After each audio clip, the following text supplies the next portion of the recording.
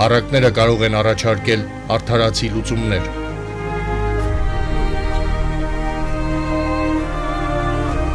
Լսելի դարձնելով այսօրվա իրականությանն այնքան անհրաժեշտ ուղերձները։ Առականի խորագրով հաղորդաշար յուրաքանչյուր 5 շաբթի ժամը 20-ին Արդար Հայեմի եթերում։ Արդար Հայեմի եթերում Առականի հաղորդաշարի հերթական թողարկումն է։ Ձեզ հետ Վարդուհի Բալոյանն է, ողջույն։ Ուրախացիր, ով շնորհընկալ, Տերը քեզ հետ է։ Գաբրիել Հրեշտակի Մարիամ Աստվածածին ուղղված այս ողջույնը ավետեց մարդկային ցեղի փրկությունը։ Օրեր առաջ հայ հրաքելական Սուրբ եկեղեցին տոնեց Տիրամորը նվիրված ամենագեղեցիկ տոներից մեկը՝ ավետման տոնը։ Իսկ այս կիրակի ծաղկազարդ է, որը խորհրդանշում է Հիսուս Քրիստոսի մուտքը Երուսաղեմ եւ համարվում է նաեւ մանուկների օրհնության տոն։ Ավետման տոնի եւ ծաղկազարդի խորհուրդը առիթ է մեզ համար մտորելու ընտանիքի եւ ընտանեկան արժեքների, ծնողների եւ որդիների փոխհարաբերությունների եւ մայրության մեծագույն խորհրդի մասին։ Ընտանիքը մեծագույն նվերն է, որ Աստված շնորհեց մարդկանց, եւ առողջ ու ամուր ընտանիքը հասարակության եւ պետության հիմքն է։ Հետևաբար շատ կարեւոր է Աստվածահաճո արժեքներով դաստիարակել երեխաներին, որպիսի ունենան կամուր պետություն եւ առողջ հասարակություն։ Այսօր ներկայացնելու եմ Վարդան այգեկցու կանանց եւ մայրերին նվիրված մի շարք առակներ, որոնք կփոխանցեն առանցքային ուղերձները, որոնք խիստ անհրաժեշտ են այսօրվա իրականության եւ ճիշտ հարաբերությունների կառուցման առումով։ Այդ առակների շարքից առանձնանում է այրի կնոջ եւ գող որդու մասին առակը։ Մի այրի կնոջ որդի սկսում է միրգու պանջար գողանալ եւ բերել մորը, ով սիրով ճաշակում է եւ բնավ չի հանդիմանում իր որդուն։ Հետո որդին սկսում է գողանալ անասուններ եւ ավելի մեծ ու թանկարժեք բաներ։ Ժամանակի ընթացքում որդին դառնում է հայտնի գող ու ավազակ եւ մի օր նրան բռնում են եւ պատրաստվում են բարձրացնել կախաղան։ Տղան խնդրում է, որ իր մորը բերեն իր մոտ, վերջին համբույրը տալու, որպիսի կարոտ աչքով չմահանա։ Երբ մայրը գալիս է, մոտենալով մորը, կծում է նրան եւ վնասում։ Թագավորը զարմանալով հարցնում է, թե ինչու այդպես վարվեց իր մոր հետ, եւ որդին տալիս է հետեւյալ պատասխանը. Երբ նա երիտասարդ էր, մայրը նրան չհանդիմանեց վատարարքների համար եւ չխրատեց ու Աստծո կամքը չփոխանցեց նրան։ Հետևաբար նա մեծացավ գող ու ավազակ եւ ահա արժանանալու է կախաղանի։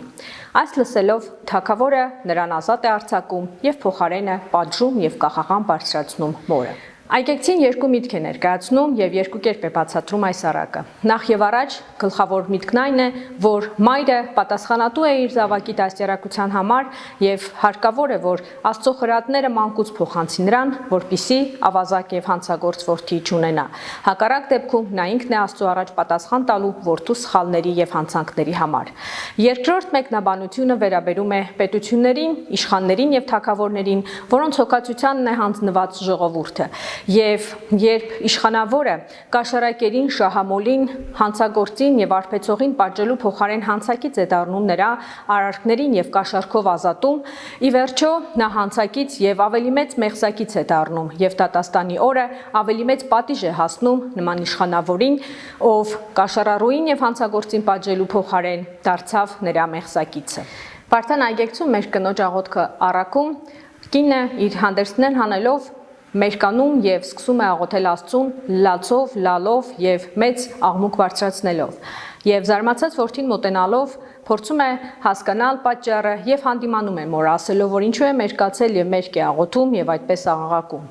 Կինը իր հերթին հանդիմանելով որդուն ասում է, որ լսել է, որ սերովբեներն ու քերովբեները մերկ են աղոթել Աստծո առաջ եւ նա էլ նախանձելով եւ հպարտանալով որոշել ավելի բարձր աղոթել, ինքն էլ մերկանալ, որ ավելի աստվածահաճո դառնա։ Զարմացած եւ զայրացած որդին ասում է մորը, որ այդ խրատողները արդյոք նրան բացատրել են իր մերկությունն ու գավակը հաճելի է եւ արդյոք նա նման է սերովբեներին եւ քերովբեներին։ Վարդան այգեկցին մեկնաբանում է, որ նա ով հպարտանում է եւ իրեն ավելի վեր է տասում ուրիշներից, ծաղր ու ծանակ է բերում իր ընտանիքին եւ անպատվություն։ Երբ այս պատմությունը նորից լսենք, պետք է հիշենք, որ խոսքը ոչ թե նյութեղեն հագուստներից եւ հանդերձներից մերկանալու մասին է, այլ մեղքերից մերկանալու։ Եվ ոչ թե նյութեղեն հագուստից պետք է հրաժարվել Աստծո առաջ, այլ հպարտությունից, նախանձից, որգրամոլությունից եւ ամենայն չարիքից, եւ ամենակարևորը պետք է հրաժարվել ինքնահավանությունից։ Եվ եկեղեցու հայրերն ասում են, որ Հիսուսի առջև հանդերձները փռելը խորհրդանշում է դարձյալ մեղքերը խոստովանելը, որովհետեւ երբ Հիսուս մուտք գործեց Երուսաղեմ, մարդիկ իրենց հանդերձներն էին փռում ի նշան նրա, որ պատրաստ են խոստովանելու իրենց մեղքերը եւ ապաշխարելու։ Խոսելով մորթերի կարևորության մասին հարկ է նշել, որ մայրը պատասխանատու է Աստծո բարի խոսքը եւ խրատներն իր որդուն փոխանցելու եւ նրան ամեն տեսակ վտանգներից պաշտպանելու առումով։ Մի մարդ գալից գրաստով կարի էր կրում տուն եւ քուրակը մոր հետ գնում էր ու ետ դառնում։ Իսկ տանը, ուր կրում էին կարին, մի խոսք կար կապած, որին գիրացնում էին։ Կարին նրանից անպակաս էր, որպիսի ուտի եւ գիրանա։ Ինչպես հայտնի է, քուրակը զարմանալով հարցնում է մորը, թե ինչու են նրանք անդադար կերակրում խոզին, երբ նա ոչինչ չի անում եւ ընդամենը պարապ-սարապ անցկացնում է իր ողջ օրը։ Մինչդեռ իրենք բանում են եւ աշխատում ամբողջ օրը եւ ընդամենը մեկ բաժին կարի է նրանց բաժին հասնում։ Մայրը հանգստացնում է որդուն, ասելով, որ չպետք է նախանձել եւ չպետք է աչք ունենալ ուրիշի ունեցվածքին եւ պետք է համբերատար սպասել, որովհետեւ մի օր գարու հաշիվ են պահանջելու խոզից։ Քուրակը մորից առաջ գնալով լսում է, որ խոզից սարսափազդու խռնչոցներ են դուրս գալիս եւ զարմացած ու խրտնած հարցնում է մորը, թե ինչ է կատարվում։ Երբ մայրը հասկանում է, որ խոզին մորթում են, որդուն ասում է, որ նրանից գարու հաշիվն են պահանջում։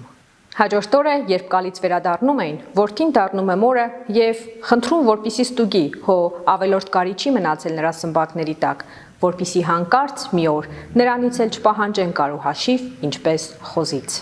Խոզերն այս կյանքում մարմնասեր մարդիկ են, ովքեր անդադար ծուլանում են եւ ուտում ուրիշի վաստակը եւ ի վերջո պատասխան են տալիս իրենց ծուլության եւ մարմնասեր ու մարմնական մեղքերի համար։ Եվս մեկ անգամ պետք է փաստենք, որ մայրն իր զավակին պետք է սովորեցնի Աստծո խոսքը, պետք է սովորեցնի ապրել ոչ թե մարդահաճո, այլ Աստվածահաճո, որպիսի ի վերջո արժանանա բարի վաստակի։ Հանրացնելով մեծանուն հայերի մի շարք գրվածքներ հայհու եւ հայ մայրերի կերպարի վերաբերյալ, հարկ է նշել, որ քրիստոնյա հայհու համար մաքուր եւ ազնվական է ամուսնական սերը,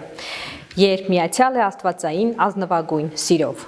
Հայուհին ամուսնության մեջ նկատել է միշտ արարչադիր գերագույն նպատակը՝ մայրությունը, եւ քաղցրությամբ է լծվել այդ գործին։ Նա չի բավականացել նյութական կյանք տալով, այլ նվիրվել է ավելի բարձր առաքելության, հասարակության, ընտանիքի եւ պետության համար դաստիարակել արժանի եւ աստվածահաճո զավակներ։ Նվիրենք հայ կնոջն ու հայ մորը սեր, հարգանք, խոնարհություն եւ ակնածանք եւ կստանանք արժանի եւ պիտանի զավակներ, ովքեր էլ կկառուցեն մեր ամուր հասարակության եւ անկախ պետականության հիմքերը։ Այսօրվա համար այսքանը, կհանդիպենք հաջորդ հինգշաբթի։ Ամենայն բարին, բարի կամքի տեր մարդկանց եւ թող իմաստությունը լինի մեր մտքերի եւ գործերի արդար առաջնորդը։ Առակները կարող են առաջարկել արդարացի լուծումներ։